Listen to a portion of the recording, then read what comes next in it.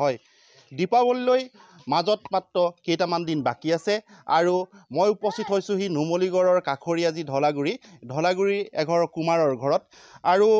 তেখেতসকল ইতিমধ্যে ব্যস্ত হৈ পৰিছে যিহেতু দীপাৱলীত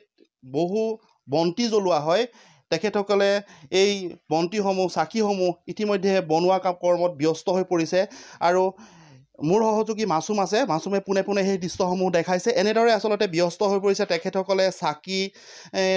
টেকেলি এনেকুৱা বিভিন্ন সামগ্ৰী বনোৱাত তেখেতসকলে ইতিমধ্যে ব্যস্ত হৈ পৰিছে তেখেতৰ পৰা মই জানিব বিচাৰিম যে এইবাৰ তেখেতসকলে পূজাৰ কাৰণে দীপাৱলী পোহৰৰ উৎসৱ দিৱালীৰ কাৰণে কি আচলতে বনাইছে মই তেখেতৰ পৰা জানিব বিচাৰিম কওকচোন কি বনাইছে আপোনালোকে চাকি বনাওঁ টেকেলি ডাঙৰ চাকি চৰু ধূপদানি সেইটোৱে বনাওঁ কলা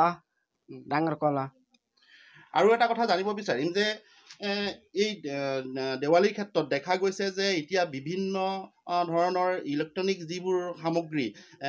যিবোৰ ৰঙা নীলাৰ যিবোৰ লাইট ইতিমধ্যে আহিছে বজাৰলৈ এইসমূহে আপোনালোকে কিবা মানে অসুবিধাত পেলাইছে নেকি যিহেতু চেলিংটো কম হয় চেলিং কম হয়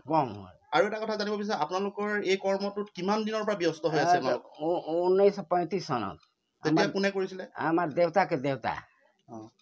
তেতিয়া তেহেঁতিতো ঢুকালে এতিয়া আমিয়ে কৰিছোঁ তেতিয়াৰ পৰা এনেধৰণে আপোনালোকে এই কৰ্মতে ব্যস্ত আছে আপোনালোকৰ পৰিয়ালটো এই কৰ্মৰ দ্বাৰাই চলি থাকে চলে হয় এখেতসকলৰ আচলতে বংশ অনুপাতে তেখেতসকলে এই কৰ্মত ব্যস্ত হৈ আছে আৰু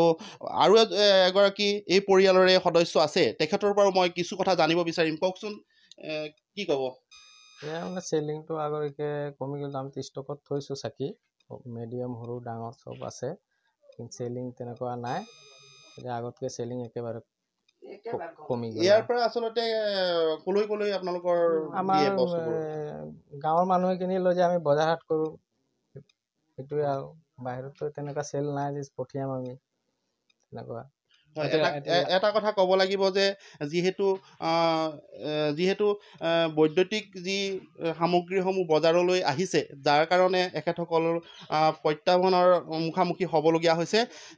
এই কথা তেখেতসকলে পোনে পোনে আমাক জনাইছে আৰু মোৰ সহযোগী মাছুম আছে মাছুমে সেই দৃশ্যসমূহ দেখাইছে কেনেদৰে আচলতে তেখেতসকলে এই সামগ্ৰীসমূহ প্ৰস্তুত কৰিছে ইতিমধ্যে বজাৰলৈ আৰু কেইটামান দিনৰ পাছতে পোহৰৰ উৎসৱ যিহেতু দেৱালীৰ কাৰণে তেখেতসকলে ইতিমধ্যে প্ৰস্তুত